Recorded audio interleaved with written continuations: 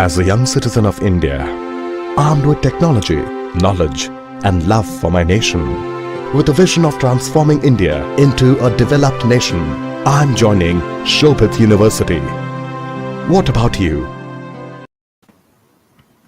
Very good morning to all the participants from India and abroad. Shobhit Institute of Engineering and Technology, Meerut, deemed to be university, and its centers of excellence, Center for Agricultural Informatics and E-Governance Research Studies, and Center for Agribusiness and Disaster Management Studies, extend greetings to all the participants from abroad and India who are attending today's national webinar series on doubling farmers' income by 2022, Atmanirbhar Bharat in agriculture, on a very important topic, doubling of farmers' income through integrated agri value chain. Today is 5th May 2022. This webinar series is being hosted on every Thursday at 11 a.m. to 1 p.m. Indian Standard Time. On behalf of the Honorable Chancellor, Honorable Vice Chancellor, and the faculty members of the university, and on my behalf as Professor Emeritus and Chairman of the Centers of Excellence, Center for Agricultural Informatics and E-Governance Research Studies, and Center for Agribusiness and Disaster Management Studies, and Center for Informatics Development Solutions and Applications, Center for Industry 4.0 Technology Studies and Applications, and Center for Health Informatics and Computing. Let me welcome today's guest speaker to deliver the talk in the 76th edition of this national webinar series, Dr. Sudhir Goel. And for the benefits of the participants and the guest speaker, so far under this webinar series, the university has organized 75 webinars on very important topic. Let me briefly tell the title: Role of Agriculture Cooperative Societies and E-Governance. Blockchain technology-based fishery value chain. A self-contained village, a felt need of the day. Spices informatics network value chain. Lantana camera, a camouflaged treasure trove. Smart hill agriculture, a digitalized hill agriculture value system. Mara mobile, Mara marketing. Integrated mariculture, aquaponics, and precision agriculture, MAPA biofarms for income revolution. Smart tribal agriculture and optimizing value chains. Digital agri-tech in industry perspective. Land resources information system in India, present and road ahead. Weather decision technologies for increasing farm income. Big data in smart farming. Sustainable soil and land management for climate smart agriculture. Understanding market dynamics for increasing farm income. Role of technologies in mitigating crop risk. How to generate additional profit via simple, attractive approaches in farm produce. Adoption of flexi rubber check dam technology, potential benefit for farmers in rainfed and coastal agro systems. Realizing the economic benefits of agroforestry. Octosol organic humic solutions for increasing crop yields and quality while increasing farm income and improving soil health. Closing the nutrient loop, phosphorus management in protein farming, improving nutrient use efficiency and farm productivity. Artificial intelligence enabled pest management technology for agriculture crop protection without pesticides. Smart poultry monitoring solutions, agrobiodiversity, intellectual property laws, agriculture and farmer welfare, and insight into the issues of India's agrarian economy. Manufacture and application of biochar for increased soil fertility and crop productivity. Sustainable integration of livestock with agriculture for farm income increase. Role of geographical indications on improving farmers' income, lessons from Asia Pacific region. Dairy informatics network value chain. Spices informatics network value chain, a turmeric startup perspective for farmers' income increase. Generating sustainable on-farm income through fintech interventions. nutrition sensitive agriculture, pathway for increasing farmer income, artificial intelligence and data analytics to ensure optimal nutrition in the soil, harvested food that minimizes human disease, bioenergy supply chain, a business opportunity for rural enterprises and farmer produce organization. Tech enabling India's tech starved farmers for manifold increase in productivity and income. Open insurance ecosystem for agriculture producers, risk management solutions to overcome repercussions on farmers' income, market stability, and food safety. Role of mass media for farmers' income increase, a case study from Grid GB. Extract open source digital infrastructure for the agriculture ecosystem, a Linux Foundation project.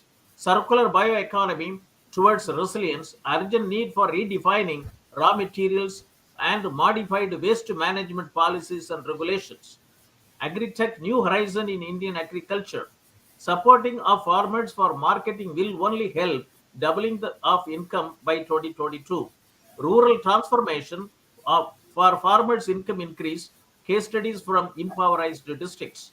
Mobile enabled software as a service.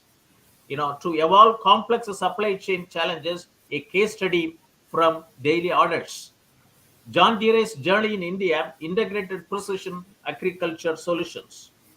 Doubling the income of farmers through eco-agri revolution, Bayer's carbon farming initiative, post-production interventions, maximizing value for farmers. BAFE model of revival of traditional water management systems to enable doubling of farmers' income should be adapted to farmers' welfare as a new paradigm instead of farmers' income. ICT intervention in agriculture challenges and opportunities. Democratizing the future of farming, a global experience. Commercial processing of orders, the next game changer in dairying. Data-driven agriculture and agri-tech startup perspective. Agribusiness potentials in Moringa. Agriculture income pathways, strengthening the link between agriculture activities and nutrition outcome. Technology, education, research, and rehabilitation for the environment. Cultivating dignity for farmers. Model Village Development Program, a case study from Maharashtra. Market-driven agriculture, need for development of crop-specific strategies at block level. Farmers collective with value addition. Powerful business model for income increase for small and marginal farmers. Lessons from Operation Fed for transforming agriculture and food systems. Sustainable food production. Agriculture marketing in India, defects therein, and remedial measures, if any. Small-scale fisheries and their contribution to rural livelihoods. Case studies from developing countries. Impacting lives through livelihood promotion and value chain development. Case study of Viruthi impact model. Organic spices cultivation for doubling of farmers' income in northeast region of India, a value chain analysis. Agriculture export management, imperatives of integrating with global value chain at the earliest. Agriculture value chain challenges and opportunities.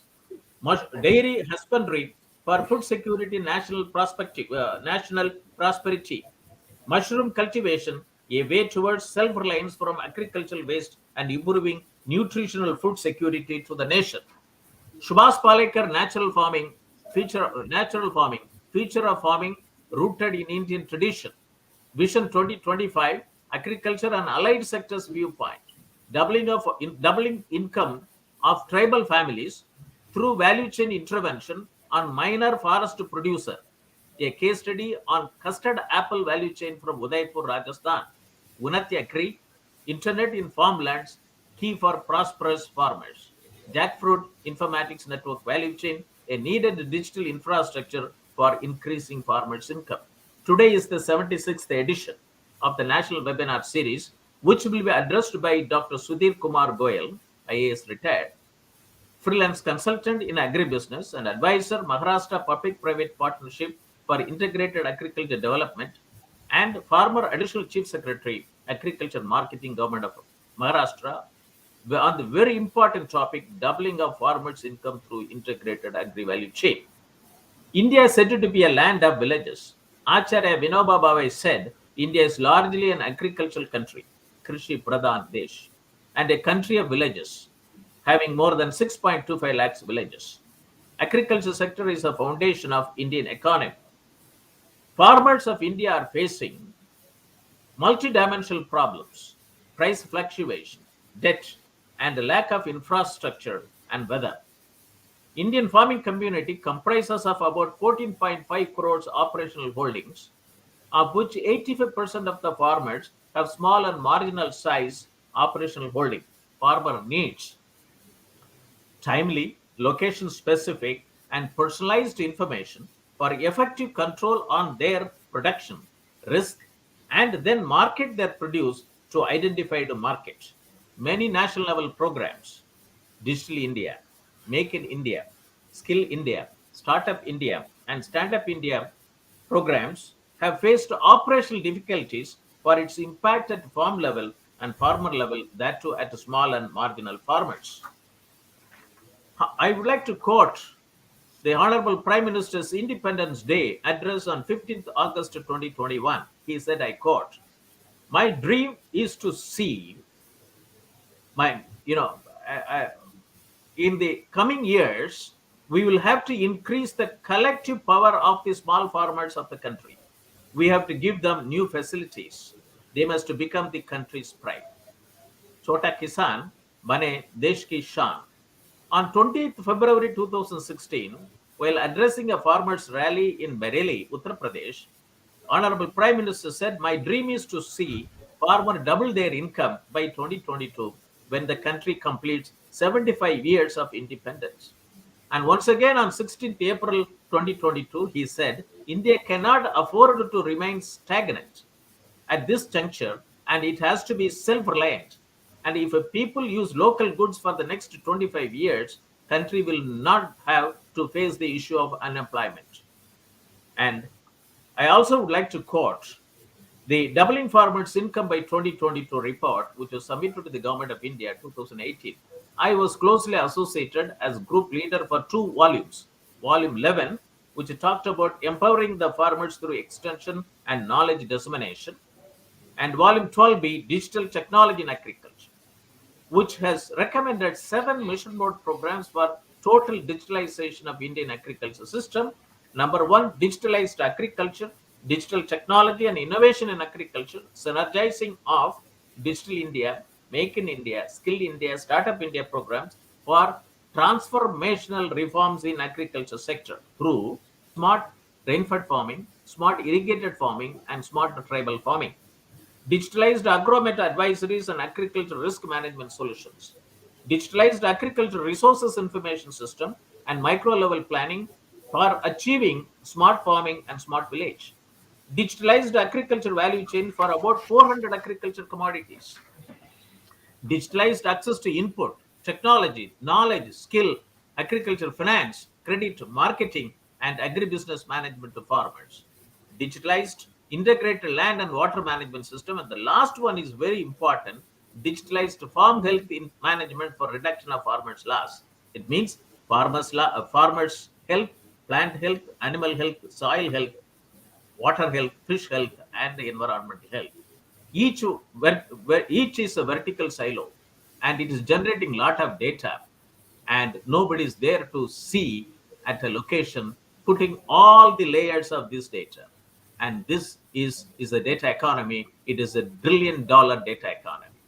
And if you use GIS technology and data analytics and agriculture and artificial intelligence, this integrated farm health data management alone will give $1 trillion data economy to this country.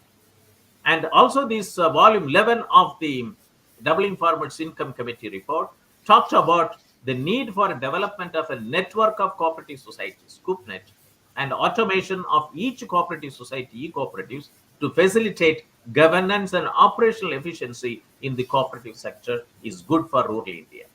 I also would like to quote Atmanirbhar Bharat, the road ahead. It is the vision of the Prime Minister of India for making India a self-reliant nation rested on 5 I's: internet, intent, inclusion, investment, infrastructure, and innovation, rested on 5 pillars: quantum jump in economy, infrastructure, one that represents modern India, systems 21st century technology driven, vibrant demography, Demand whereby the strength of our demand and supply chain should be utilized to the full capacity. This is where today's topic is very important. And also the Atmanirbhar Bharat in agriculture, the third tranche of Atmanirbhar Bharat Abhiyan, in which the government has given 1.5 lakh crore as a booster to the agriculture sector, which includes 1 lakh crore to agriculture cooperative societies, farmer producer organization, and startups for boosting farm gate infrastructure. And also the government has come out with an Amrit call led up to at 100 for the next 25 years. It has got, its vision and also the four priorities. Prime Minister's Gadi Shakti, inclusive development, productivity enhancement and investment, sunrise opportunities, energy transition, and climate action and financing of investment. We also have Sustainable Development Goals of United Nations and Agenda 2030, which gives the future we want. It has got 17 goals and with 169 targets. Value chain development. A value chain brings all the stakeholders engaged in the production system on a common platform to contribute their best while ensuring fair deal and transparency. Value chain are at the core of development approach because they represent how business is done and how people and process should be integrated for successful development. Global Value Chain Development Report 2021 Beyond the Production says global value chain are the cross-border networks that bring a product or a service from consumption to market. The tasks that add most value in these chains usually occur before or after production, such as product design or marketing. Intangible assets and intellectual property, including brands, patented technology, supply chain management, know-how increasingly determine the ability of firms to lead and benefit from global value chain. Digital platforms are changing who participate in global value chain, increasing opportunities for developing economies and micro, small, and medium-sized enterprises.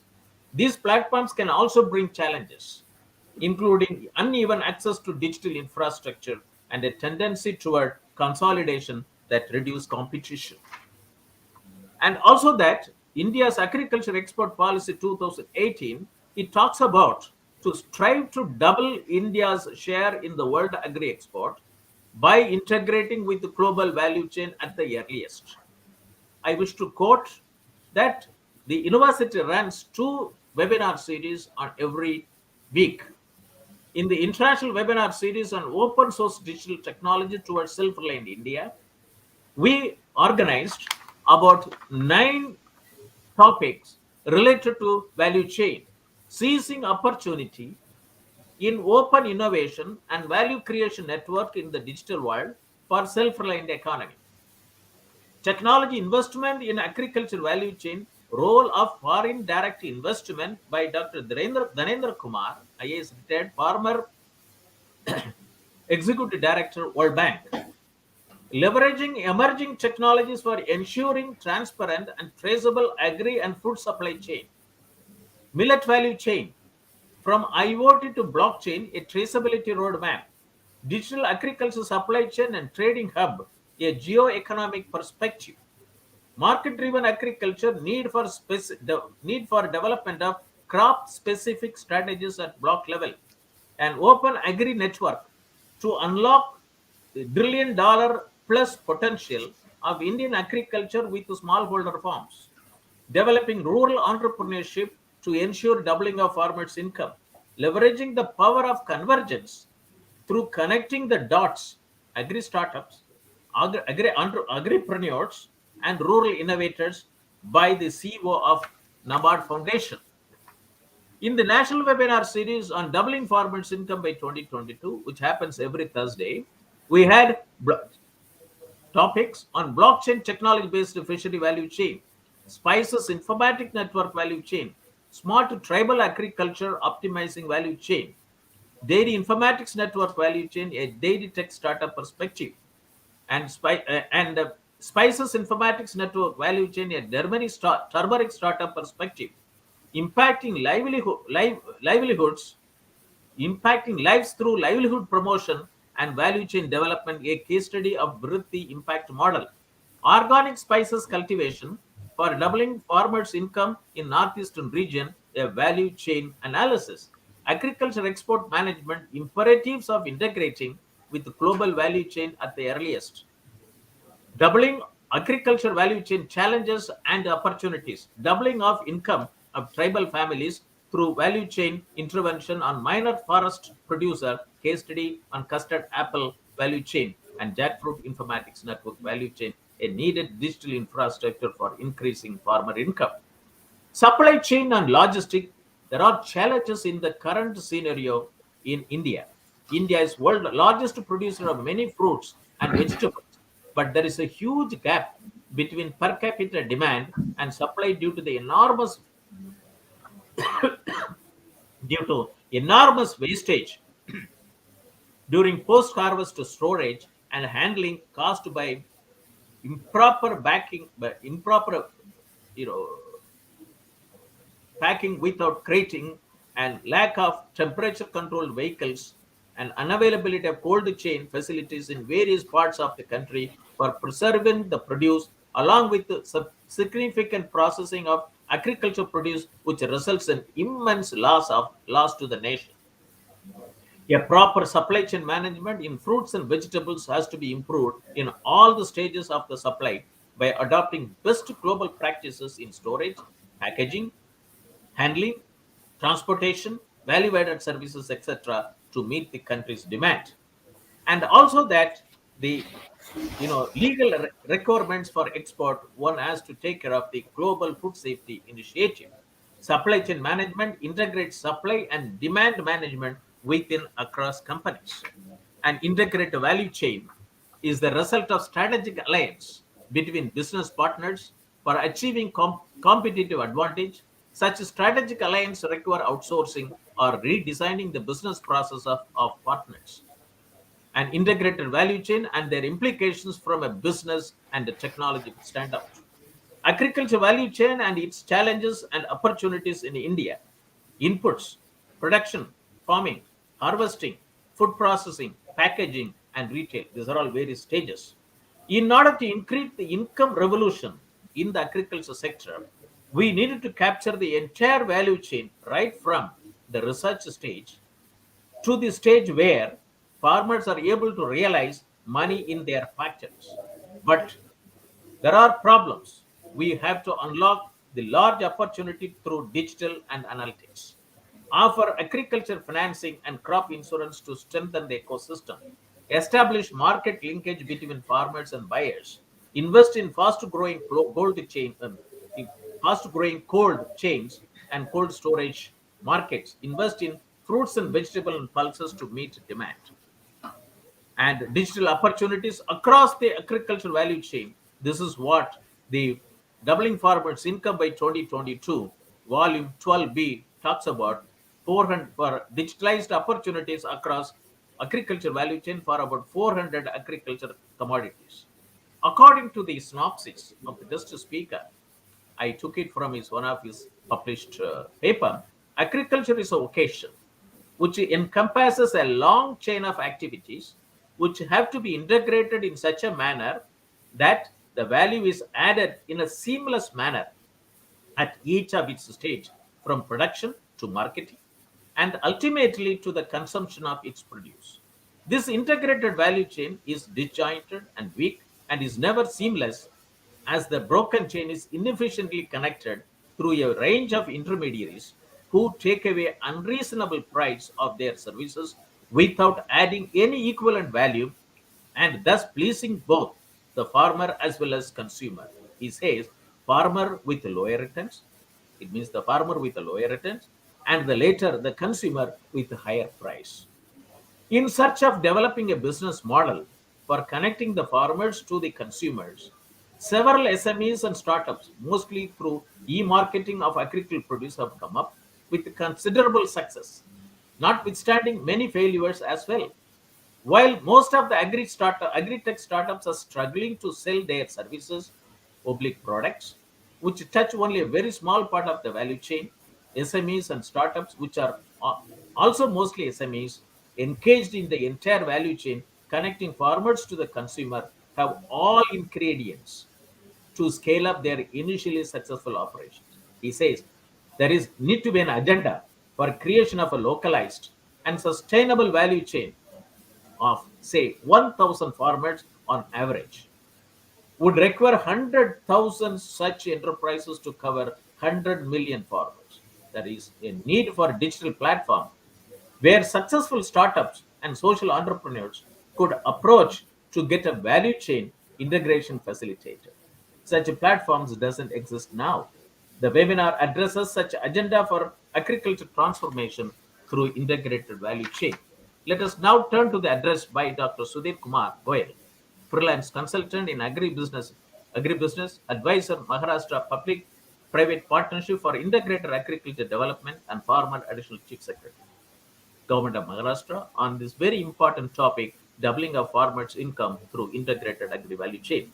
Today's topic will motivate and galvanize the participants watching over telecast through facebook.com oblique Shobhit University India, youtube.com oblique Shobhit University in, or linkedin.com oblique company oblique Shobhit dash university for establishing SMEs oblique startups on integrating value chain through digital platform, leading to platform economy in agriculture at Gram Panchayat level to promote and sustain vocal for local and to make it global.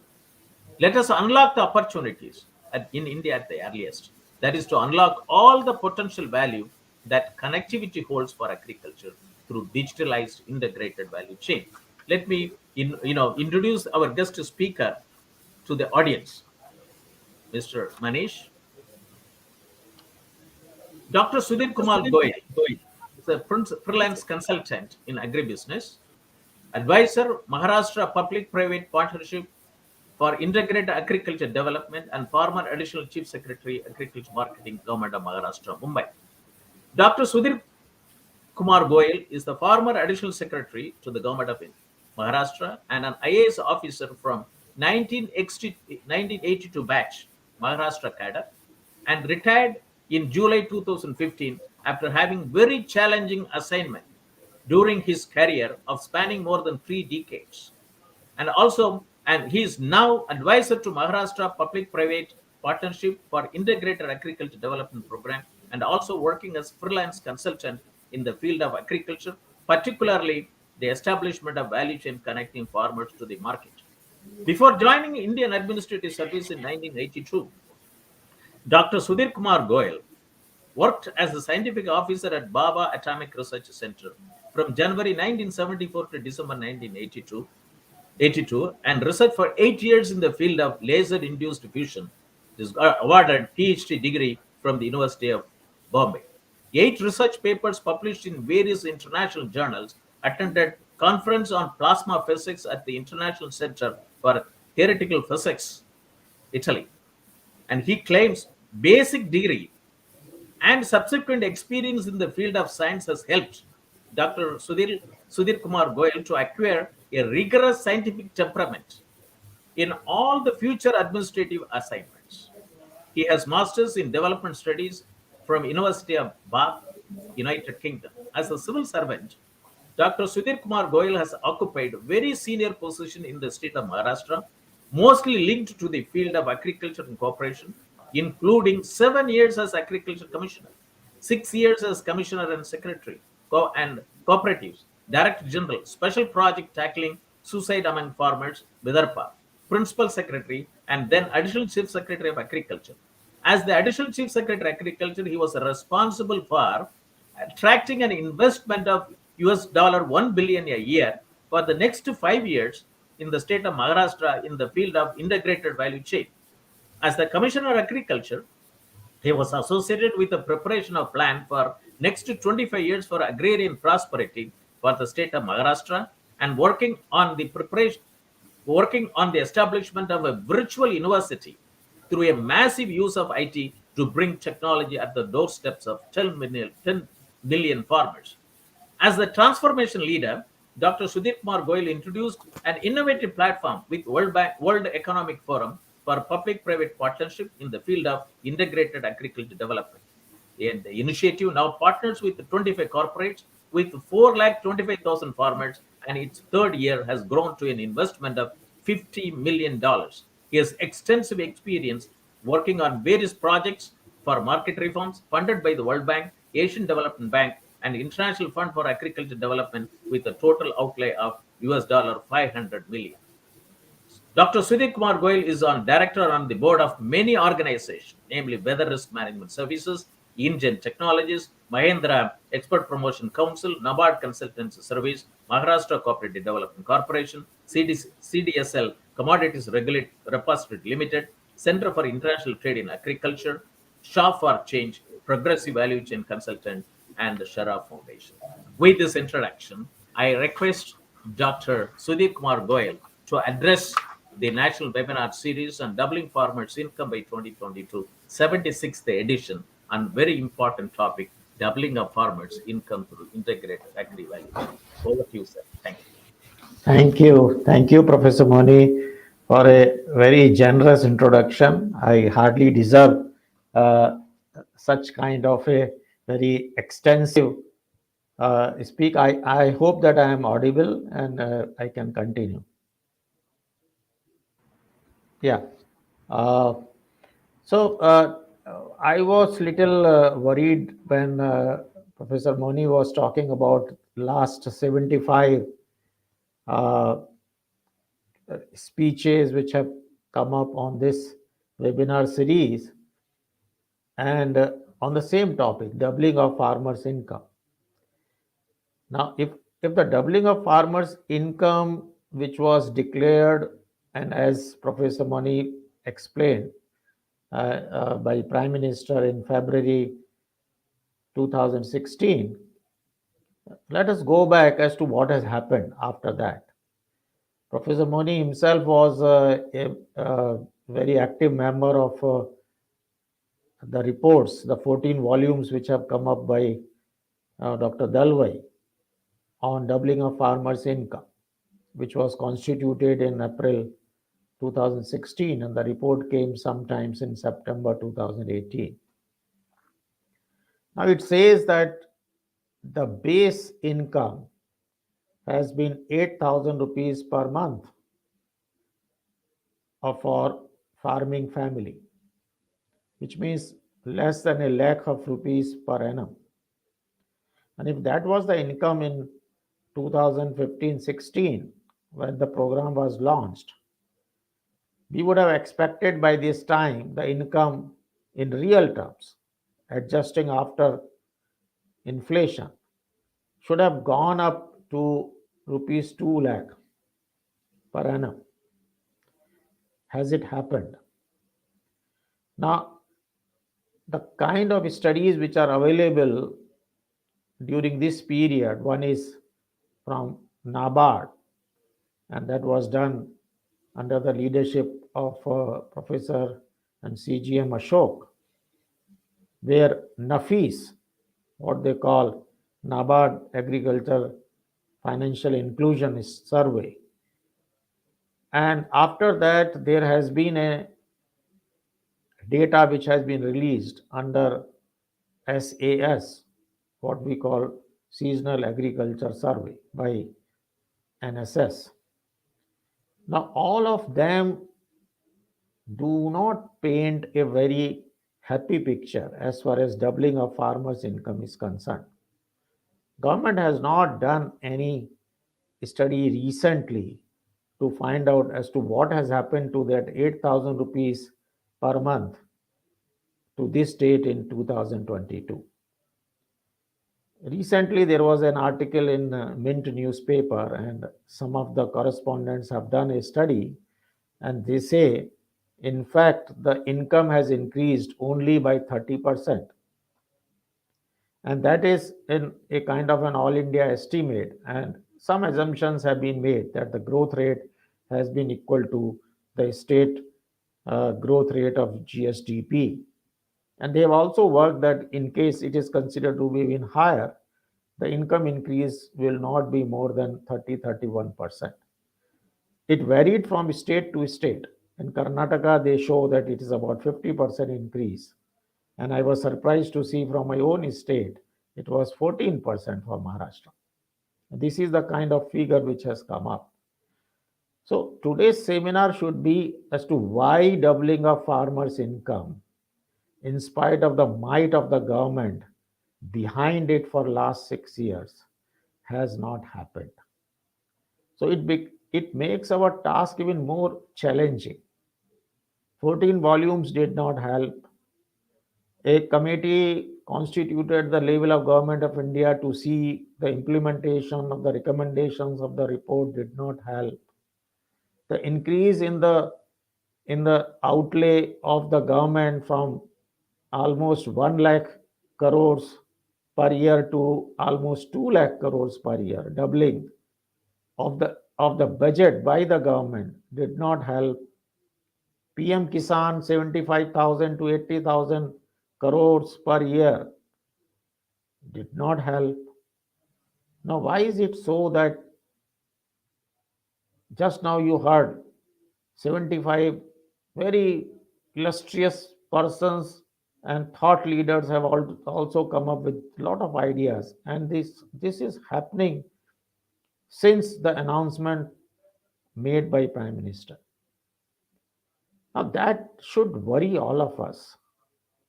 If if the collective wisdom of all of us is not giving results, and the results are not coming as desired by the farmers, the more worrying is that the ratio or the proportion of the farmers' income from the farm activities is also coming down.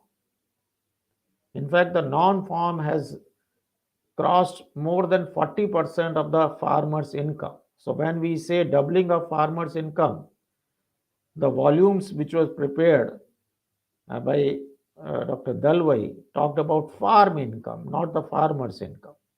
Now, farmers' income is a combination of the income from agriculture, horticulture, animal husbandry, dairy, fisheries, wages, and non-farm. And that is how this figure of 8,000 comes. And this, for a small and marginal farmer, the proportion of the income from the agricultural activities is coming down. And this is further cause of worry, is that probably the farmer's income might increase a little bit, but whether the farm income, the income which is coming from agricultural activities, which I am using the word agriculture with all its connotations of agriculture, horticulture, animal husbandry, and so on, whether this is going up. In fact, the entire exercise which Prime Minister wanted to have is that the income from the farming activity should really go up. So let us not talk about doubling or trebling of the farmer's income. Let us say in what way the agrarian prosperity can dawn on the farmers after 75 years of independence. Is it going to ever happen? Whether the digitalization of the entire activities, more than 1,000 agtech startups, more than 20,000 farmers producer organizations in the country, are we anywhere close to that kind of a target which we are talking about? Let us say making the farmers prosperous. Now that itself cannot be taken in isolation, because the farmers' income, which was neglected so far, because our emphasis has always been on food security. Later on, it is on nutritional security. Later on, in terms of there is enough for everyone to eat, so there is an equity considerations. So in terms of zero hunger, or what Professor Moni has talked about, the sustainable development goals. Later on, we are also talking about another aspect, and very vigorously, which is coming through the prospects of climate change, which is already on our doorsteps. And so we are talking about environmental sustainability, restoring the health of soil. You must be knowing Sadhguru is on a long trip to say the word that let us save our soils. People are talking about restoring water. We are talking about in terms of greenhouse gas emission, which is almost 25% of the total emissions, which is quite worrisome. So, apart from the economic opportunities for the farmers and also all the players across the value chain, the World Economic Forum has been spearheading and saying that the total food system transformation should consist of food and nutritional security on the one hand, environmental sustainability on the other, while we are trying to provide enough economic opportunities for all the players across the value chain and at the same time serving the nutritional needs of the consumers. So, this is a holistic view. When we are talking about doubling of farmers' income, we cannot compromise on other aspects of transformation. So, agricultural transformation is having these pillars. You may call it 3 or 4 pillars, depending upon food and nutritional security you take separately, and economic opportunity and environmental sustainability. And all will have to be brought together. There, it may happen, and this is what was happening in the past. While we were inching towards the food security, the economic opportunities for the farmers were coming down. The agriculture was becoming rich, but the agriculturist was becoming poor. And similarly, at the same time, we might be having the mountains of wheat and rice and sugar and milk, but at the same time, the environmental sustainability was becoming poorer. So the task becomes even more difficult when we say that this is not just the path to increase the farmer's income or prosperity, but without damaging or even mitigating the changes which have already taken place in the soil and water and so on, and at the same time also ensuring the food and nutritional security. It is now fashionable to talk about natural farming, talk about organic farming, because this is driven by the environmental sustainability. But there are very few studies which really come up and say that this is going to be not at the cost of food security, not at the cost of all the verticals of this kind of a scenario of food transformation are equally taken care of. Food and nutritional security, economic opportunity, as well as environmental sustainability. Thus, our task is cut out that we have to take all these together. Now, coming to this is as far as doubling of farmers' income is concerned, and my concerns which I have expressed that we are nowhere near the target for which we are speaking in 2022. The growth rate, which was calculated to be 10.54% in the report for doubling of farmers' income for 6 years, has been nowhere near that number. It is almost one third, and it is 3.5 to 4%. Now, one third number clearly shows this estimate, which have been made recently, that the income increase is one third of what we were targeting at. From 100 to 200, we have made from 100 to 130. It means that in government circles, we are still not talking about as to what has happened to the slogan. Recently, agriculture minister on one of the occasions says the farmers of the income of some of the farmers have gone up 10 times, and I fully agree. Yes, some of the farmers income have gone up much higher than doubling, but when we talk of the entire 12 to 14 crores of farmers, the varying figures in various government publications, we find that the average is nowhere near it. We will have to face it and we'll have to do the whole exercise in that direction. What is that direction which, in my opinion, should be taken? Now, if we look at the agriculture per se, I need not tell you agriculture would mean a choice for a crop for the farmer, arranging finance, then soil enrichment, land preparations, arranging for seeds, irrigation, nutrients, crop protection, its cultivation through mechanization, then harvesting, post harvest operations, storage, transport, processing, marketing, exports, and finally consumption. All these parts of the agriculture, you may call them verticals.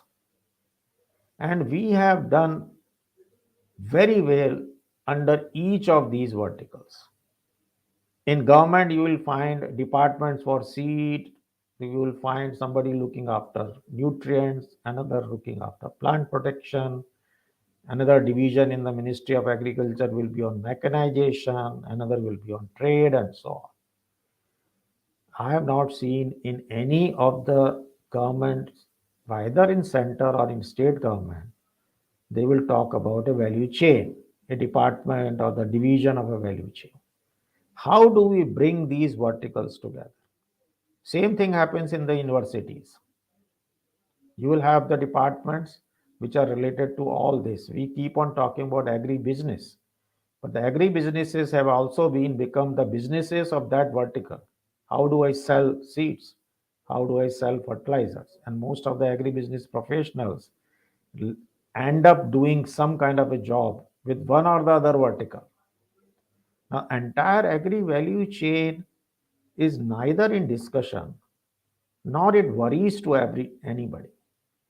In fact, there are very few kind of discussions which take place as to how do we converge all the activities of the government, and how do we converge all the activities of a particular university in such a manner that all the activities are available seamlessly at the doorstep of the farmer.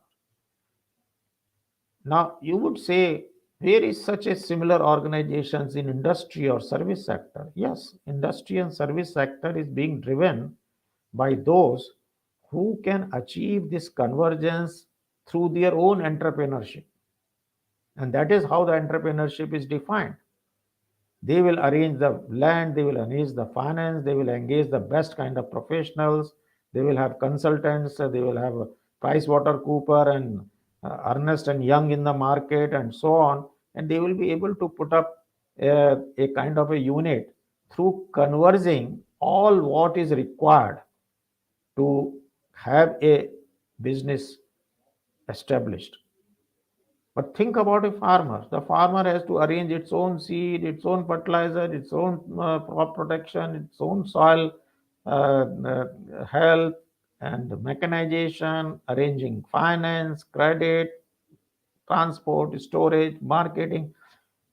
Now, do we really think that he or she is equipped to meet the kind of market forces which are there, which are around all these inputs, mechanization, technology, and markets? And if that is the case, then many of us might think that traditionally they were doing it. Yes, traditionally they were doing it at a much lower productivity level. They were doing it as subsistence farming. Even now they are doing. Now, from subsistence farming, if we want to take them to a stage of where they head on meet the markets, not only from the input side, but technology side, but also on the output side, they need some kind of a help. Whether that help can be provided at a charity of corporate social responsibility, answer is no. because how long it can be done and for how many farmers it can be done. Can it be provided by government? No, the government has failed to do it in last 75 years. To provide all this in such a manner that we should have talked about doubling of farmers' income at the time of independence rather than we are talking about this in the 75th years of the independence. As if they did not require to increase their income in the beginning when the country was independent. Should we wait for that long? It means that we have squarely neglected this aspect of bringing the factors of production and marketing and technology together in such a manner that this could have taken. Now, why it has not taken place? Because of the basic character of such kind of verticals. They are disjointed. You might not have seen a conference where the seed and the fertilizer people are talking to each other. These are disjointed. They are in itself inefficient if only one aspect is looked after it. They are asymmetric. The kind of information which is available with the farmers vis-a-vis what is available uh, in the technical journals or universities or private sector, that is the kind of situation. There is no value chain finance. The finance which take place from production till marketing, storage, and pledge loan and so on. Even today, there is no concept of value chain finance in the banking sector. Well, they keep on saying we give it, but they give it to a big player and not all across the value chain with the different kind of individuals in between. Mostly it is through bought out inputs, and that creates problem when the prices go up. Marketing remains an issue. So what we see is that this entire production scenario is full of verticals and strong verticals. Everyone is looking after their own narrow interest of what they are doing. But in the market, in government, and in educational circle, we do not find horizontals. I'm not using the word value chain. I'm saying, and this, if you want to extend it, this is true even in the field of education, in the field of health, in any field, in any area of public administration, you look at it, every area of public administration is full of verticals, lack of horizontals. You will have 100 schemes related to agri education, but if you see the reading writing skills of the children, it is so poor that we have been talking about what is that we are doing it with those 100 schemes, because that kind of integration across the all disciplines is not taking place, and we do not wish to spend or invest our resources. Neither we have been able to create a kind of a manpower, an expertise, or human resources who would apply themselves to bringing verticals together horizontally. So I am proposing that the time has come, if we are really serious about doubling of farmers' income, then for next 5 years we work only and only how to create horizontals at all stages, starting from a localized value chain till at the highest level of government.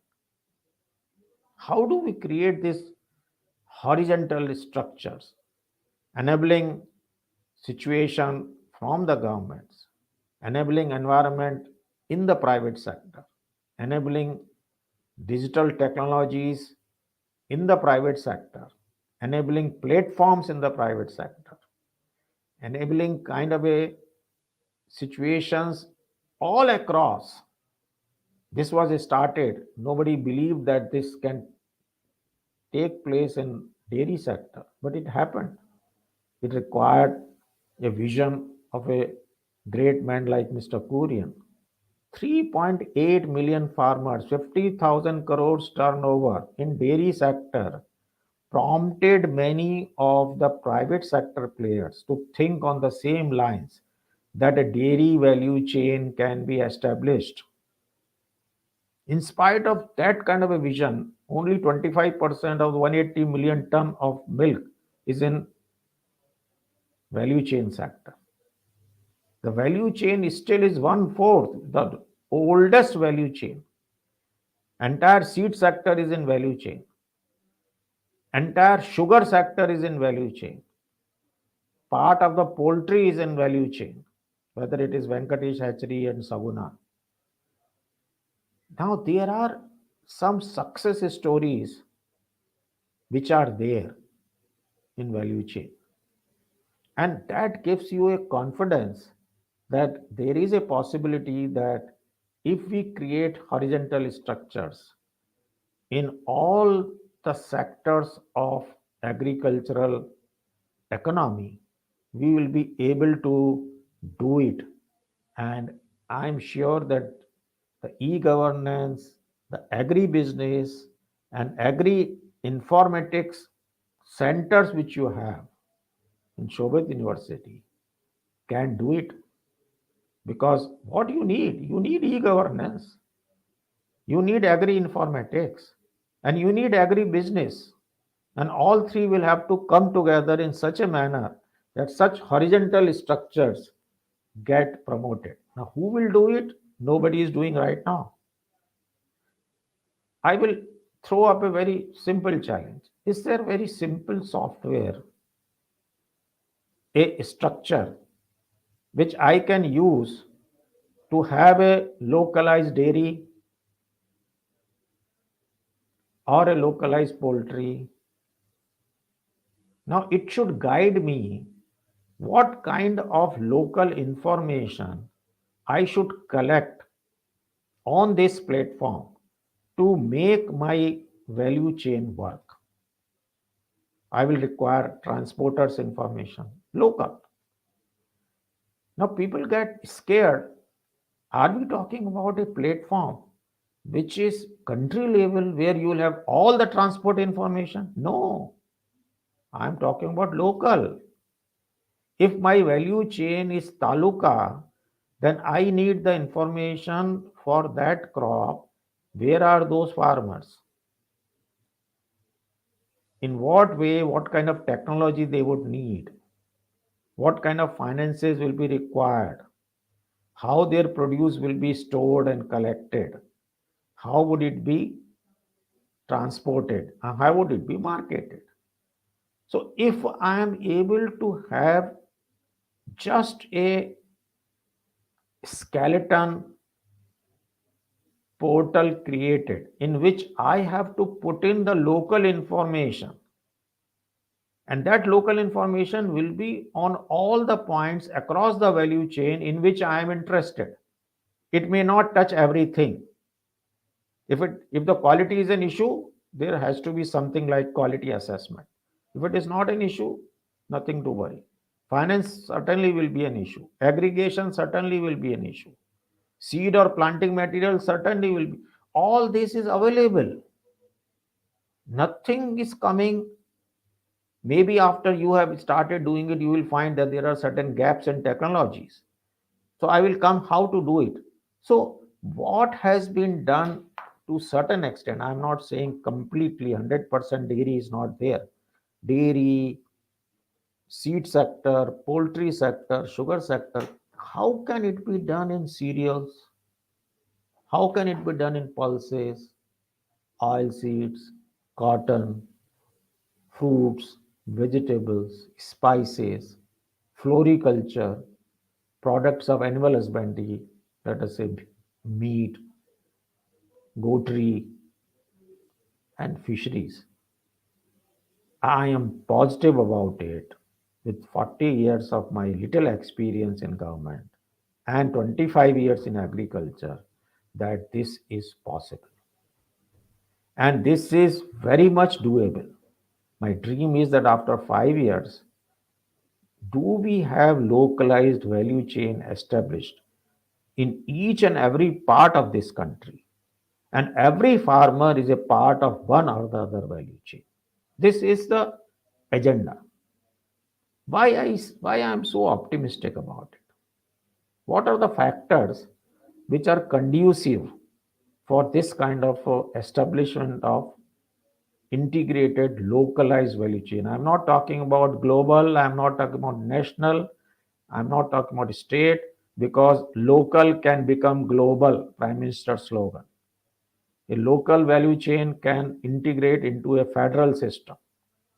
That is what the dairy is. Dairy, the local system is village level. But the global is now, Amul is a global player. So the local can become global. But if I am able to handle local, I will be able to handle global as well. So what are the conducive factors?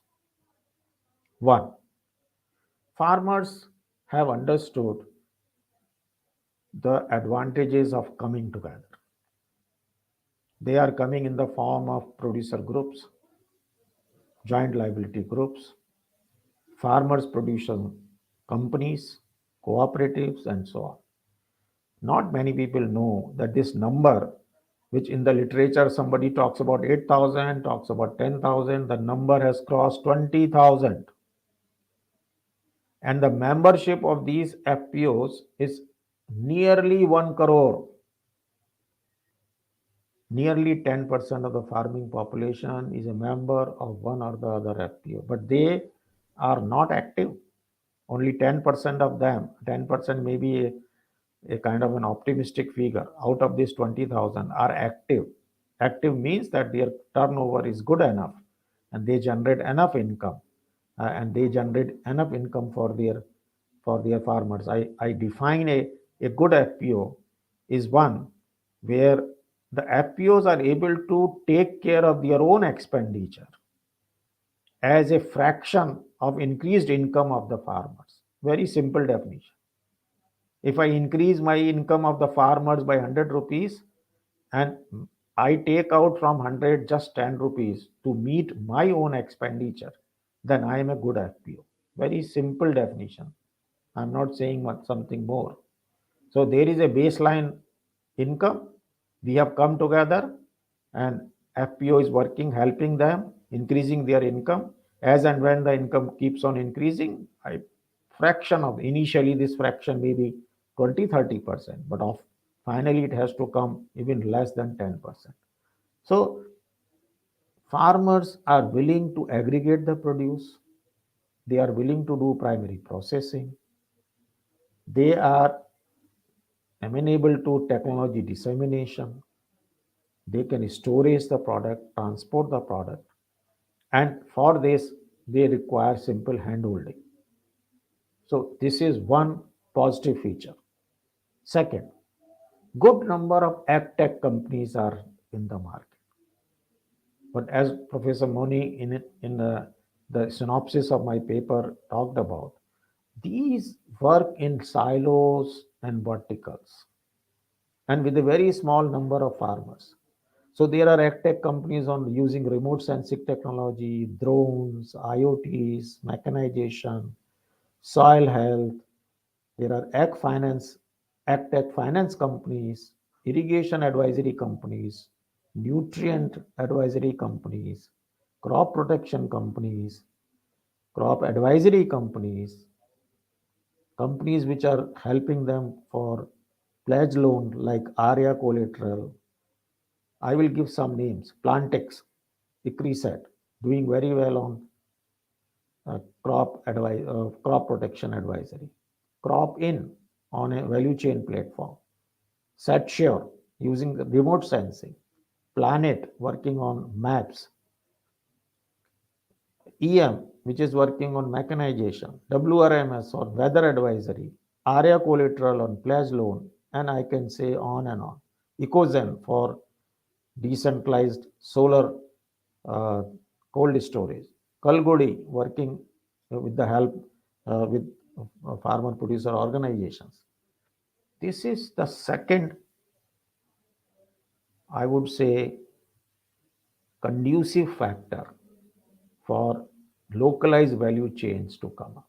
One is FPO, that is farmers can come together, and second is there are agtech companies. Now, third is there are good number of organizations which have understood the power of e-marketing. So there are Dihat, Ninja Cart, Grofers, which is Blinkit now, Go for Fresh, Licious, which is working on meat, and so on. And these e-marketing companies are working on both sides. On input side, for example, AgroStar, and on the output side. So there are good number of e-marketing due to the success of Amazon and so on. In agriculture sector also, you have got many of these e-commerce company. This is third positive development. Fourth, there are some who are working on providing a service. So like fintech, I can arrange you, I can connect you to a bank. So I can provide financial services. I can provide you logistic services. I can give you machinery on rent. I can provide you crop advisory. I can provide you irrigation advisory. So there are service companies. So FPOs, AgTech companies, e-marketing companies, and service providers, they have come up in the market. Now, what has been the outcome of this? The outcome of this is that there are good number of agri entrepreneurs. Now, these agri entrepreneurs are not farmers. They are from the family members of the farmers or some young graduates who have started working in the field of, say, in terms of providing agri inputs like azola, plant nutrients, biopesticide, biofertilizer. Some work on soil health, some work on machinery, say giving on rent. Some started working in the field of credit like Samunnati, and so on. Some work only on storage. So a cadre of agri entrepreneurs has come up. So far, what we have talked about is all verticals. Okay, FPO is an organization which needs everything, but AgTech is there to provide a vertical. E-marketing is providing as far as your marketing needs are concerned. Service provider is providing one of the services. Agri entrepreneurs are providing one of the services because I am providing, say, planting material and so on. So what is lagging? I have enough verticals in the market, not necessarily big fertilizer companies, not necessarily big mechanization companies like Mahindra. There are people in the market who are struggling to establish themselves, but their turnover and their connectivity is so small that many of them are not able to generate enough business. So on one side, FPO requires everything. On the other side, there are players in between. And third side is the market. All three are disconnected. So group of farmers on one side, agri entrepreneurs in between, and the market. The market in terms of, let us say, processors, retailers, organized retailers, exporters on the other side. All three are separate from each other. So, why is it so? So, do we have enough integrators to cover the entire ecosystem? Answer is no. And So it means that one of the needs which are felt is the lack of an integration platform, whether it is physical or whether it is digital. So this integrating platform is not there. And so what is the solution? What is the way forward? How do we move forward? One, wherever we want to have a localized value chain, we should have a system of how do we collect the data, the local data, which requires, I am working in pulses, so pulse. If it I am and I should also know where is this lying, where is the technology. Can I go to that website and get the information on pulses? Can I go to that university, get this information? So there is a requirement of the localized data aggregation. Point number one. So I need a platform, and on that platform, I will have to bring the local data. So for all the verticals which are important for me, Government of India is doing a massive exercise of AgStack. Professor Moni must be knowing. And this is, I do not know to what extent, because all the PM Kisan data is being digitized, and it is hoped that each and every farmer of the country will be covered in terms of the digital map, ownership, and area. And the crop the fellow is growing year after year. Now, government is planning to make this data available. I am saying I am not going to wait that long. I am saying if I am able to generate this data locally, because my requirement is 1,000 farmers, and for 1,000 farmers, it's not difficult for me to do. So if I am working for few thousand farmers, which is my localized value chain, what do I call localized value chain? There is an exporter which says, I want to export basmati rice. I am having a localized value chain which I have connected 1,000 farmers who will be growing that kind of basmati rice which is required by the exporter. So I am managing a localized value chain for an exporter. So I am getting it done through the farmers. I am producing the best kind of quality. I am aggregating it. I am transferring it at the doorstep of an exporter. This is what has been done in case of grapes in Maharashtra. If anybody wants to see how a localized value chain works, this is how it works. At, at just one pack house, you will find that hundreds of farmers are connected, and they are connected to the exporter. So localized value chain can work. And localized value chain can work provided you have got this kind of a basic data. Second, digital value chain platform. So this platform, if you see the platform which has been used in case of say Sahyadri is a crop in platform. But you need not have that kind of a sophisticated platform. Very simple platform can be created if I want to handle with say 5,000 farmers. Just for 5,000 farmers, the kind of data. So I will require to get connected to the bank, which is very simple. These days, everything is connected through digital platform. I can get advisory. I can buy inputs on that platform because there are ag tech companies which can provide inputs. I can connect to the market.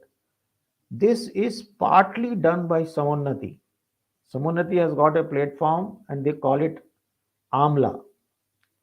A is aggregation, ML is market linkage, and A is advisory. I tell them that you call it Pramla. PR is production.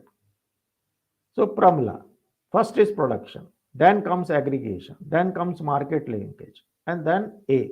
So my value chain platform should be able to handle my production system, my aggregation system, my market linkage at each stage by providing me an advisory. So this can be done. To certain extent, Dehat is doing it. To certain extent, Ecozen is doing it. These are the companies who are doing in their own way a localized platform, digital platform, over which the services ride, and this is how this can be done. So I have said one, aggregation of data, collection and aggregation of localized data, which can be done by any value chain player, a value chain platform. Third, and this is where the Shobhit University can do a great job, a cadre of service provider. Now, how do we create a cadre of service provider? And which are service providers for the value chain? Their job is to bring all the players together on that single platform. I call them agri architect. Why I call architect? Because architect is not providing anything for a building. He is only providing all the discrete players together. A carpenter, a supplier of the cement and steel and so on, and they design. So I am designing a value chain and I'm connecting on that all the players. Now let us see what kind of business it could generate. Should it be a charity or a business? Let me say 1000 farmers. 1000 farmers, Government of India says 1 lakh rupees is the present income. So their turnover is 10 crores. Let us say it becomes double, becomes 20 crores. What is the increased income? 10 crores. Out of 10 crores, if my service charge is 10%, I earn 1 crore per year. And in 1 crore, I can certainly have a group of 5 persons, one agronomist, one finance, one agribusiness expert, one IT expert, and one social organization. How much do I earn? Each one of us earn 20 lakh rupees. Which government job will give them 20 lakh rupees per year? None. It means that if we have such kind of startups, what do they would say? I am ready to work with 1000 farmers over a period of time and see to it that their income is doubled. How? I will do four things. I will see to it their cost of cultivation reduces. I will see to it productivity improves. I will see to it that their quality is better.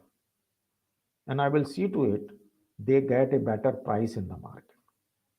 All four together can certainly give that kind of comfort. If you go to diversification, you can become 4 times, 5 times, like from cereals to horticulture, from cereals and pulses to maybe dairy farming or poultry. So without diversification, you can do doubling of income. With diversification, you will be able to go from a low value crop to high value crops. And that is what the agriculture minister says that you can do 10 times. So this is another way to go way forward. Now, what are the lessons which we learn as to what is going on? Agri entrepreneurs are working. There are FPOs which are working. There are producer groups. There are self-help groups. So it only says that agri entrepreneurs are still confined to a small vertical, which I said earlier. In the seed sector, he might be just providing seed, which is nothing wrong. In fact, improvement in agriculture income or income of a farmer becoming double will be possible only when some members of the family become agri entrepreneurs.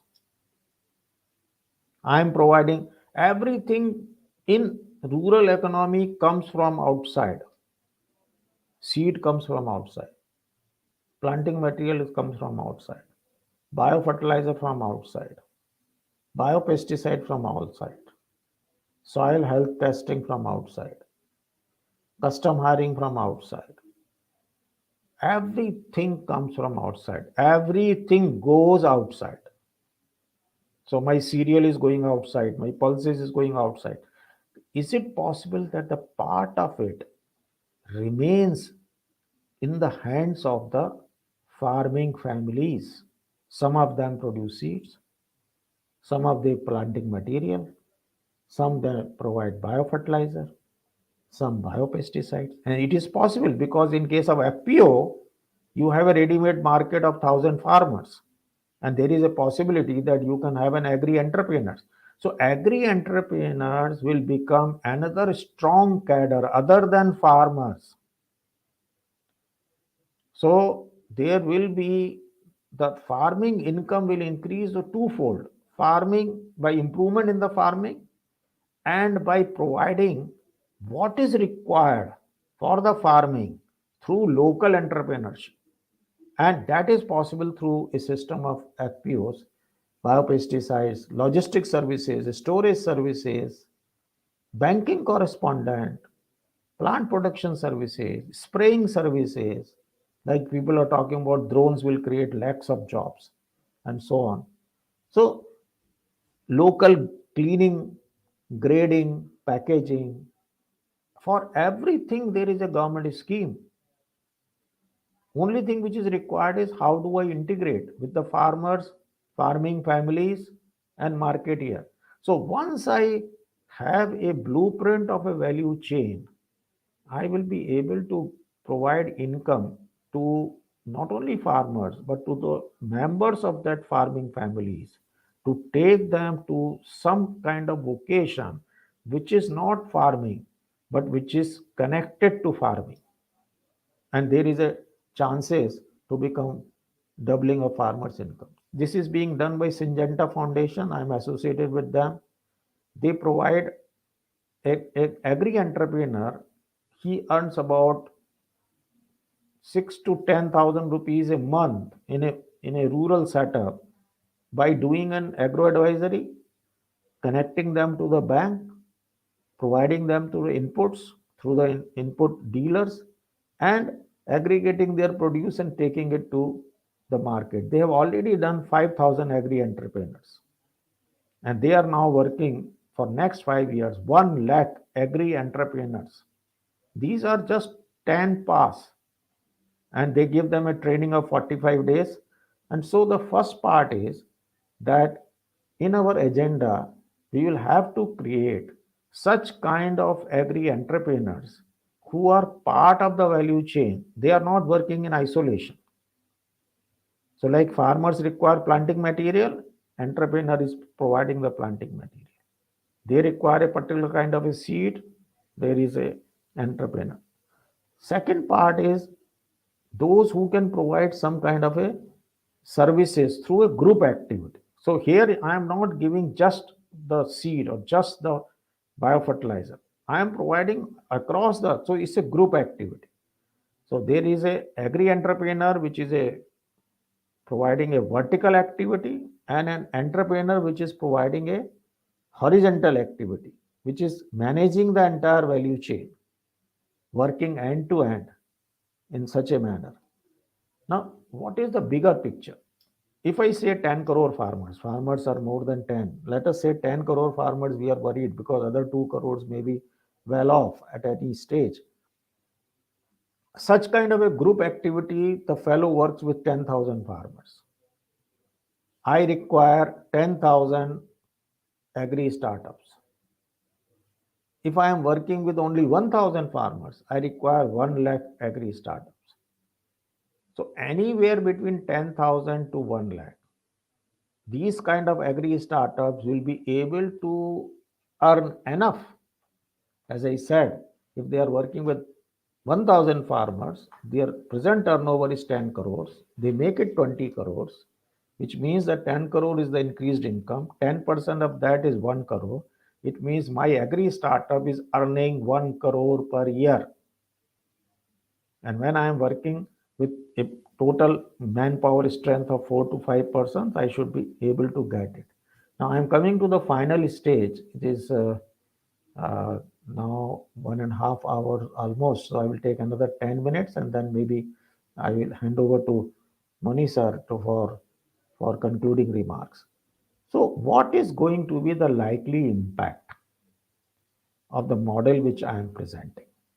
Number one, the wealth will start flowing back to farming community from the hands of the intermediaries because they are the part of the value chain. So the wealth which was going out of the rural system in the hands of traders, in the hands of large number of intermediaries remains in the rural sector. Second, the losses and inefficiencies in the disjointed value chain will be highly minimized because this kind of a losses is loss to the farmer and a price to the consumer, and it doesn't help anybody, it adds to the greenhouse gases only. Third, the young graduates will have an opportunity to become entrepreneurs, and number of them will be able to do this job. Their number can be few lakhs. So these are the persons, those young graduates, or I would say the young sons and daughters of the farmers who are not willing to work, toil on the land. They will be able to have a kind of an activity which can be linked with the value chain, because the moment you go from cultivation to value chain, there are number of activities which are much more prestigious compared to, unfortunately, what farmers think is there. So the a cadre of agtech enterprises will come up, and it will get built up and they will get income. So I am saying agriculture graduates, their number is huge. In Maharashtra alone, 25,000 graduates come in one year. Where are they going? Now, if we have these kinds of group of cadre of build startups, now these startups are not the practical sense of a startup. They say I am bringing with some innovation. My way is we are together to help the farmers to achieve what government has not been able to achieve for them. And is it difficult? This is borrowed intellect. Previously, we used to call extension workers. Extension workers were having a limited purpose of transferring the technology.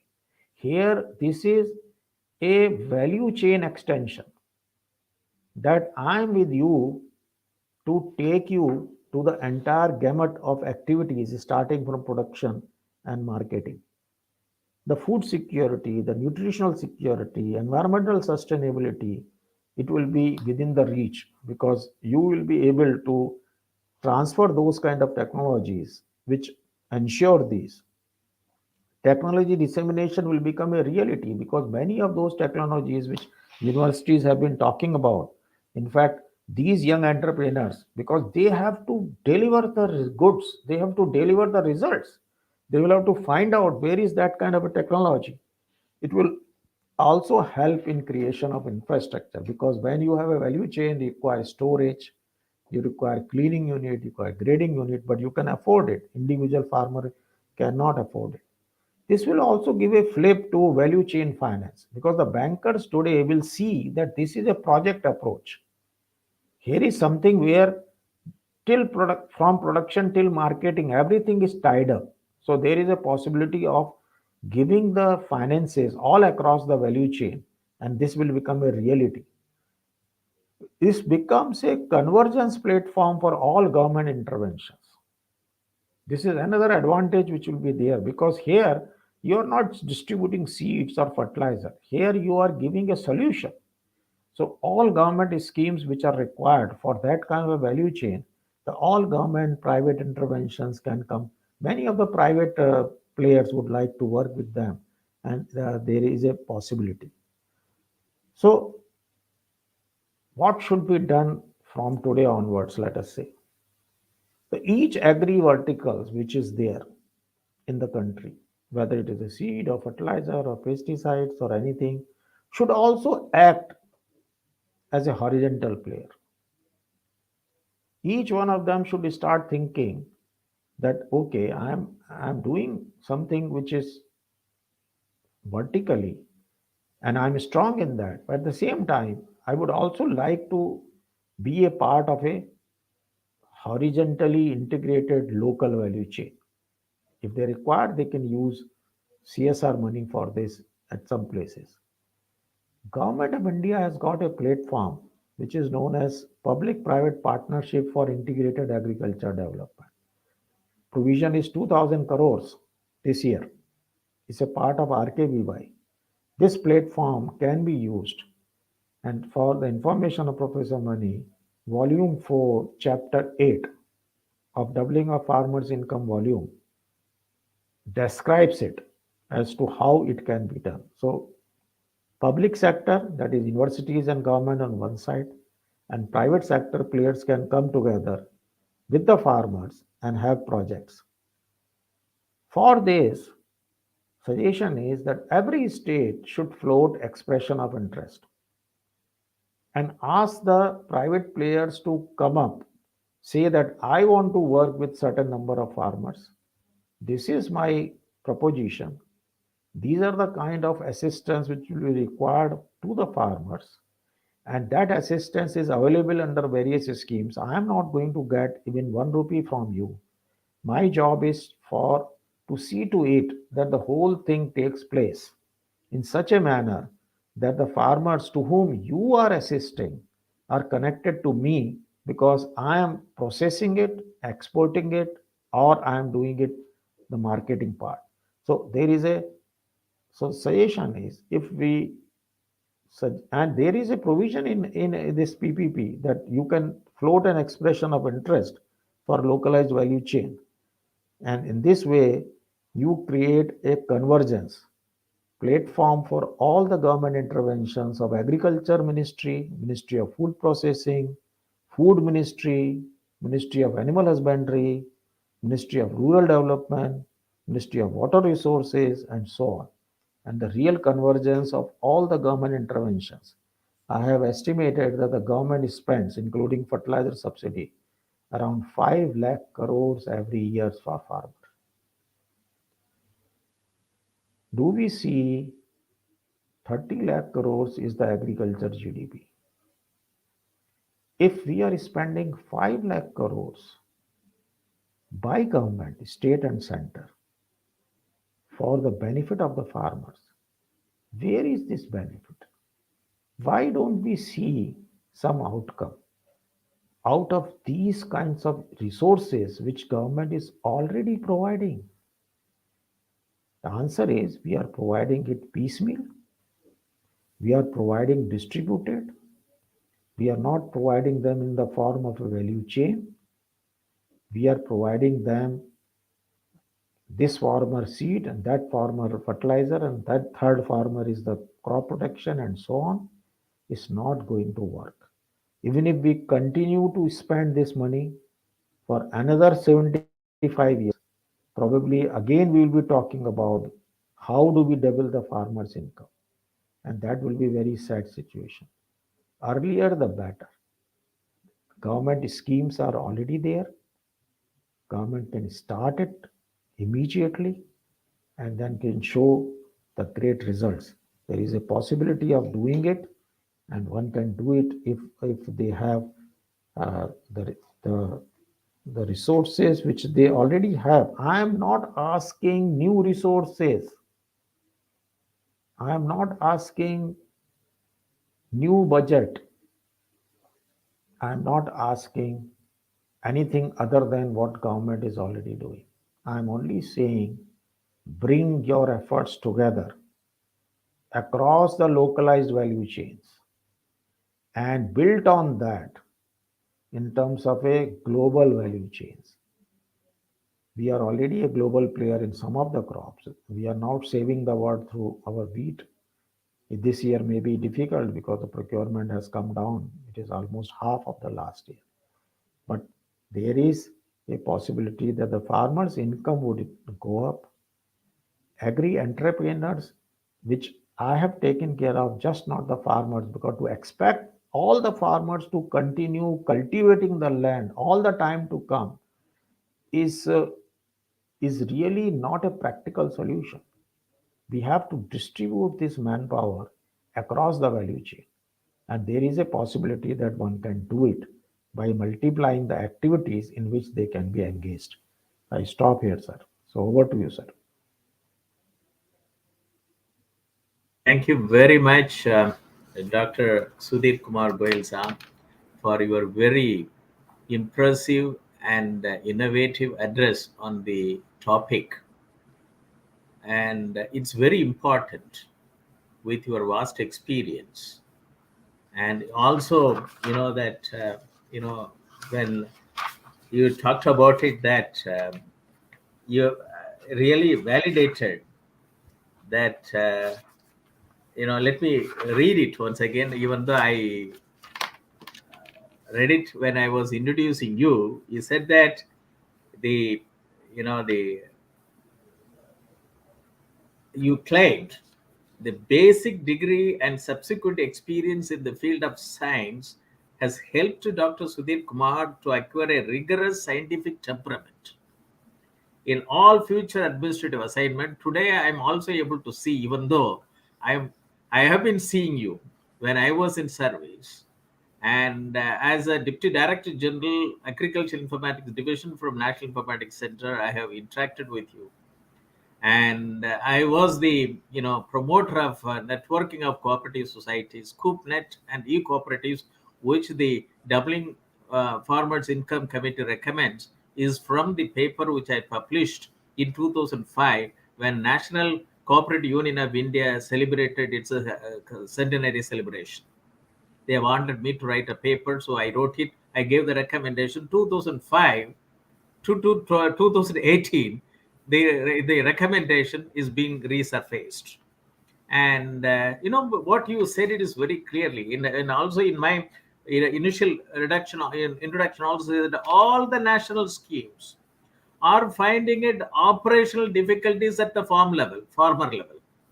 So synergization is very important.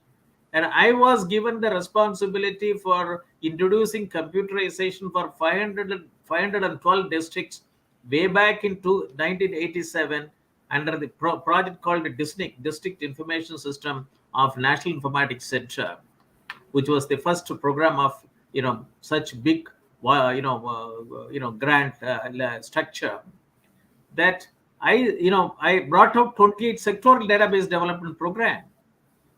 And if that would have been operationalized today, India would have got all data related to farm level and farmer level. That is, we in that 28 sectoral database component, agriculture, animal husbandry, fisheries. First seed has been put on that time.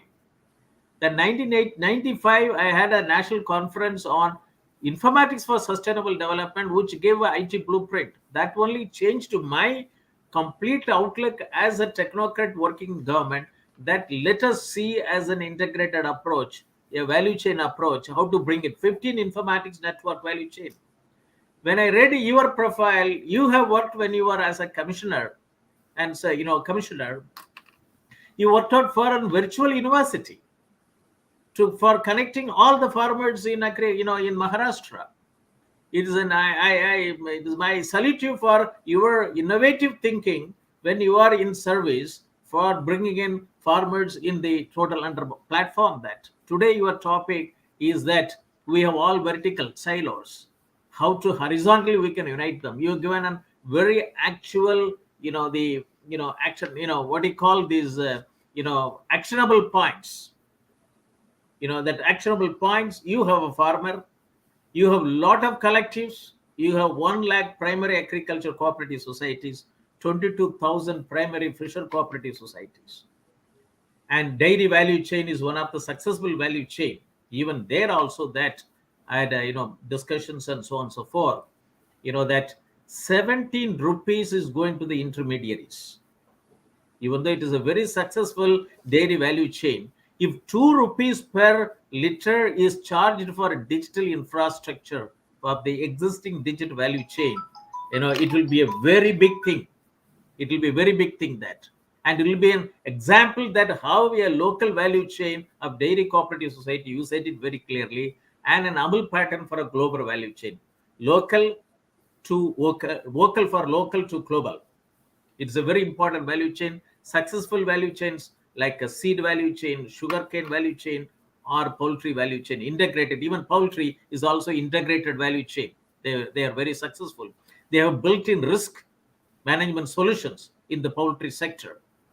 And it is today's topic is a talk. Your talk has brought out a lot of things that we have volumes, lot of suggestions. And what made me to run this webinar series every Thursday at 11 o'clock to bring in all the experts like you, that yes, government has done the job. They have volume, and you also said it very clearly, 5 lakh crore subsidy, but it's not going at the farm level and farmer level. Everything's individual. And you also given a very good suggestion how to create an agri entrepreneur for out of a farm family as a hand holding.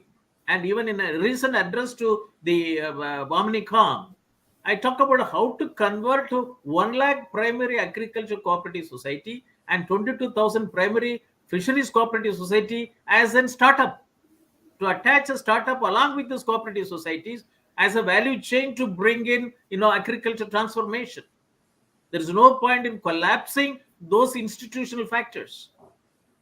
I presented to the Secretary Corporation in the central government, and I followed up with the presentation. This is very essential. Today talk is very important, Dr. Sudhir Goel Saab, that once again, that as a man of practical value, practical solution, that how to bring in real transformation at the grassroots level, concentrate on local value chain.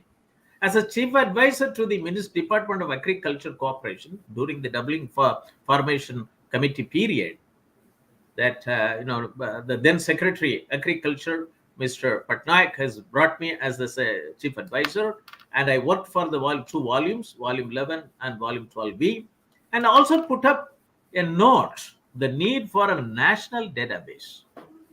You also brought it out, and I gave that what type of the national comprehensive national database. I submitted the note on 16th August 2018, that this has to be made available to strengthen local value chain.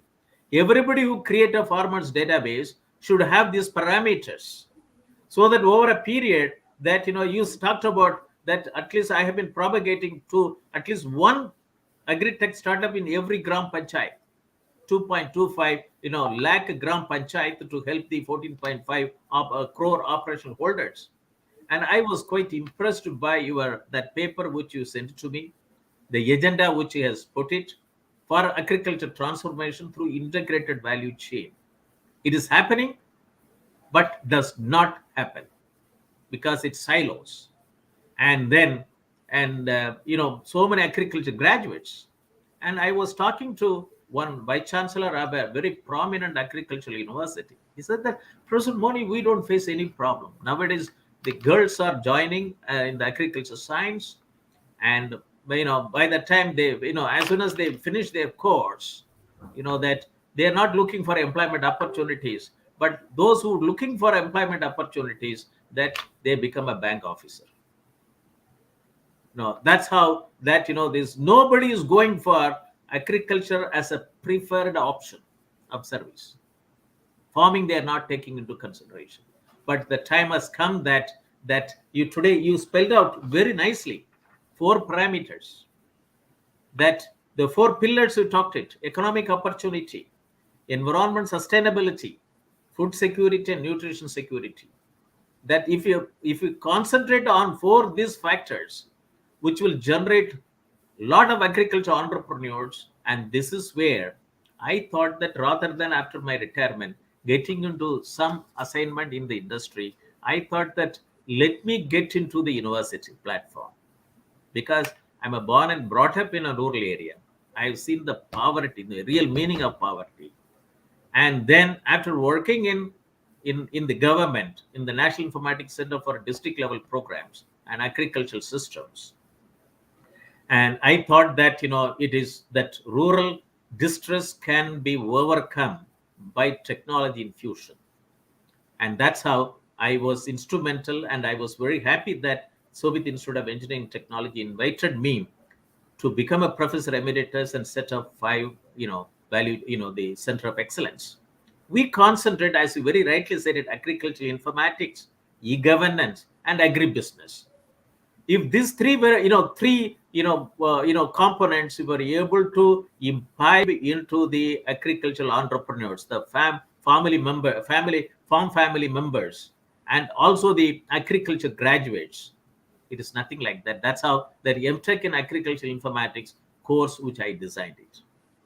And Agri Entrepreneur Program, 1 month program, we designed it. So the time has come that with your vast support, your involvement, if both of us can join together to create this localized value chain, horizontal localized value chain, to get it globalized. We are establishing so many working groups with respect to various commodities. Our interest is to generate entrepreneurs, to at least to work for one digitalized value chain for every district. That's to generate the necessary human resources. And that is in our vision. And today's topic has given, lot of, resources, inputs, and, I talked about during the, doubling farmers' income. From farm extension, we should move to farm extension 4.0. You said it very clearly that technology transfer is taking place, but the farmer needs much more than that. He needs farming as a service. Lot of entrepreneurs, service providers. He has to have all verticals has to be integrated at his farm level and farmer level. So I proposed farm extension 4.0, but it is still waiting for its sunlight to be shown on that. But today your topic has encouraged me to, walk more vigorously in this one local value chain. And you also given that, farmer needs help. And you said it very clearly that CSR, it's, you can't you can take the resources of CSR, but that is not the ultimate, answer. Government schemes are there. How to integrate the schemes into the farmer level? Even in 1987, I proposed that there has to be a database for all the government schemes for integrating at the farm level. And it has not happened till today. And it is essential. And that time when we talked about it, technology was not available, but we talked about information system strengthening, building blocks. But today you have technologies, but nobody talks about information system. And you also very rightly said it that after submission of the doubling farmers' income, I thought that as a person who was involved in the formulation of the doubling farmers' income, I have a laptop, I have an internet, I have an institution platform. Let me bring all the experts, talk about where are we, what we should do, how we should contribute, and in a united manner, how to bring in horizontalization of all vertical silos. And 75 speakers, and today you also joined the club of 76. Let us work together. And I always believe it that Ubuntu is one of the very good slogan which comes from Africa, that let us work together.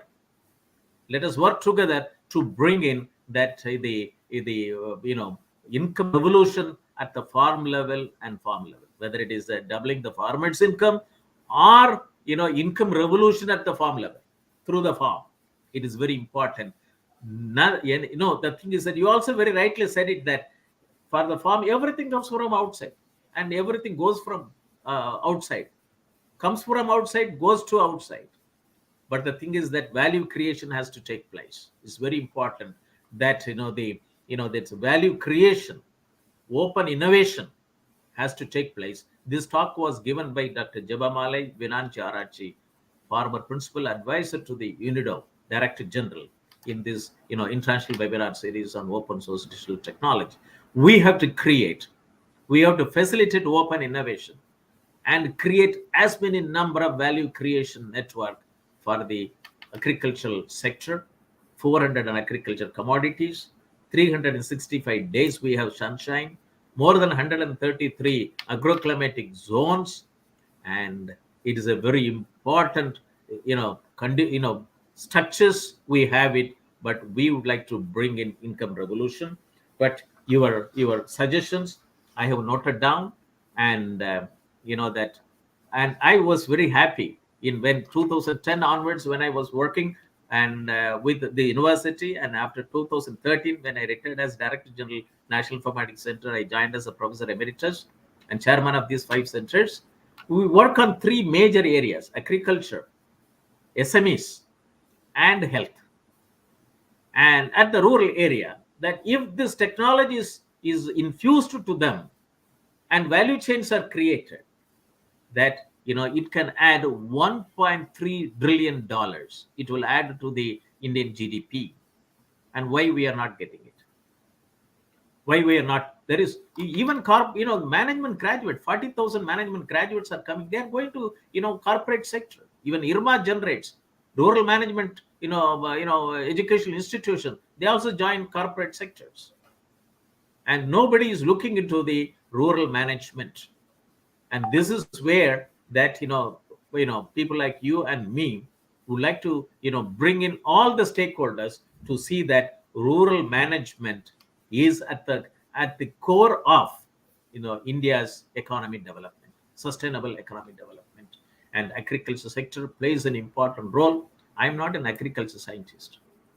I'm a mathematics student, computer science student. But because I was born and brought up in rural area, agriculture has become a DNA, my DNA. I thought that I should bring the technology infusion at the grassroots level. This is how this has spread out. Agricultural informatics, e-governance, and agribusiness, and SMEs, and health, integrated farm health management are very important.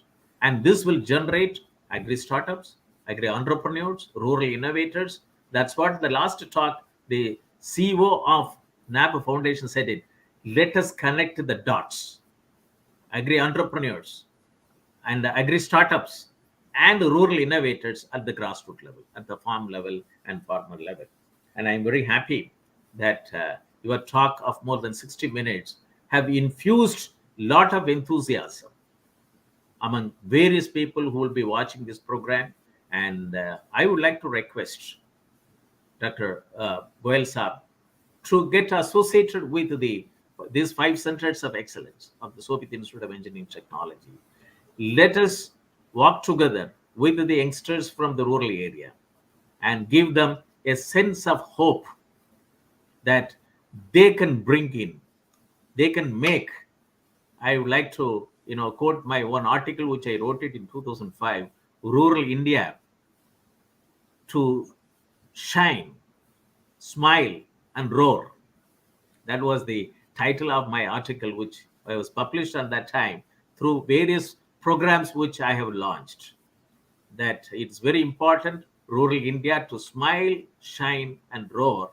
And before I close the webinar, this talk, I would like to hear from you, final words from you, how we should go about it, your actionable plan.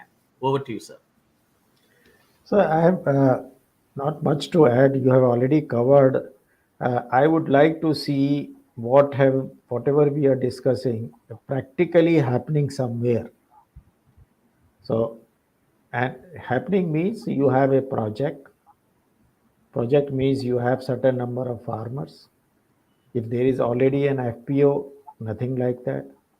If it is not, that one can always bring them together. Trying to establish a local value chain, finding out the market player, and demonstrate it. The great thing which lies in the dairy cooperatives that someone demonstrated it that it can work. So and what are the impacts? So that such kind of a maybe half a dozen, 10, 20, whatever number we can reach out projects at the ground level would would bring out these presumptions that the farmers lot is improving, their income is increasing, the family members of the farmers are going in terms of occupying some of the positions in the value chain, market players are satisfied, and such kind of a startup can really deliver goods. So far, I cannot claim that such kind of experiment has really succeeded.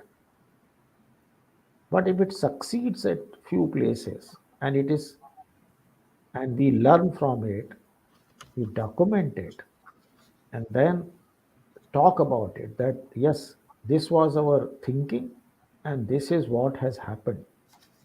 And it gives a kind of a model that the graduates which are coming out the university, whether from agriculture side or from social, uh, say, sector, finance sector, IT sectors have come together. A startup can be created, startup can survive on its own, it can generate enough income for the farmers. Farmers would be willing to share part of the income with the startup as a service charge. And this can be a business model where the government schemes can be converged together and objectives which we set aside are achieved. Then probably whatever we are talking about will create greater impact for the government, for the private sector, and for the farmers. So, unless that is done, it remains a kind of a paper talk.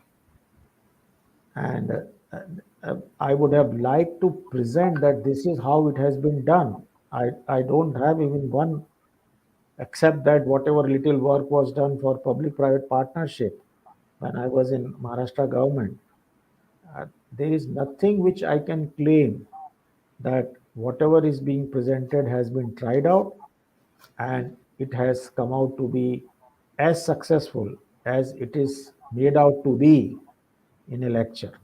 So I stop here. Thank you very much. I promise you that we will take it up. And today, I I'm a man with more satisfaction because with this idea established 5 centers of excellence. That is Center for Agricultural Informatics and E-Governance Research Studies, and Center for Agribusiness and Disaster Management Studies, Center for Informatics Development Solutions and Application, and Center for Industry 4.0 Technology Studies and Application, and Center for Health Informatics and Computing. And today, after listening to your talk, I feel that yes, that even 10 years back when I proposed this one to the university, they agreed. It's the first private university to have these 5 centers of excellence to work for rural India, to motivate the rural youths in this direction. I will get back to you, and we will prepare a project proposal in association with you. Professor Ashok is very closely associated with the university, and he will be joining as an honorary chair for the Center for Agribusiness and Disaster Management Studies. And with his vast experience, we will try to take either one cooperative society which has got 1,000 members, and try to bring in as a model in every state one such institution to see that to achieve horizontal value chain, to show to the country that Professor Moni and Dr. Sudhir Kumar Goel and Professor Ashok joined together with their vast experience, one as a technocrat, one as a scientist come bureaucrat, and then another as another technocrat from agriculture, banking sector, has joined that this is what is needed. Thank you very much, Thank you, and sir. for your for your very important talk in today's our national webinar series, and it is a very valuable talk today, Thank you. and it has to be preserved, and which will generate a lot of research interest among the people. And there are more than 35 startups and the NGOs have signed the MOU with the university to work in this line. So when we bring it, that when pilot project, all these 35 people, they are all working on various verticals will bring in the horizontal value chain. So this is that they are working, they have signed an MOU with the university, and all which you talked about, it is now feasible to get it operationalized at the grassroots level. That's how we will facilitate it. And we will become an architect, which you rightly said it. That, see, architect as an information system person, that architect and engineering and construction. And for any building, it is an AEC is more important. Architecture, engineering, and construction. Construction is done by father, mother and the small kid. It is being done on the project site. But the thing is that in the same manner, it has take place in the e-governance sector and your value chain. And you have given a very important thing. Architecture, engineering, and construction is very important in our horizontal value chain to tell the nation that let us have a vocal for local. To make it global, you need a horizontal local value chain, at least 2.25 lakh horizontal value chain in the grassroots level to help 14.5 crore operation holders. With this, thank you very much. And I close the webinar. And thank you very much for all the participants from India and abroad. I thank Honorable Chancellor and Honorable Vice Chancellor, faculty members for facilitating to have this program every week. And there is a message which has come from our Honorable Chancellor. Today he was not able to join because of one faculty member in the campus had a massive heart attack.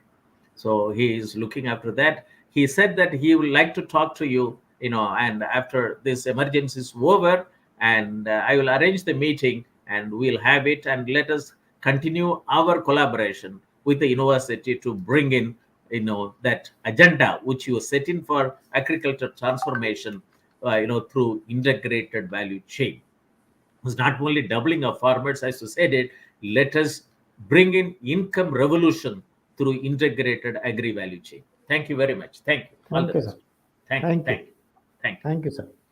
With this, we'll close the webinar and leave the studio. Thank you very much. Thank you.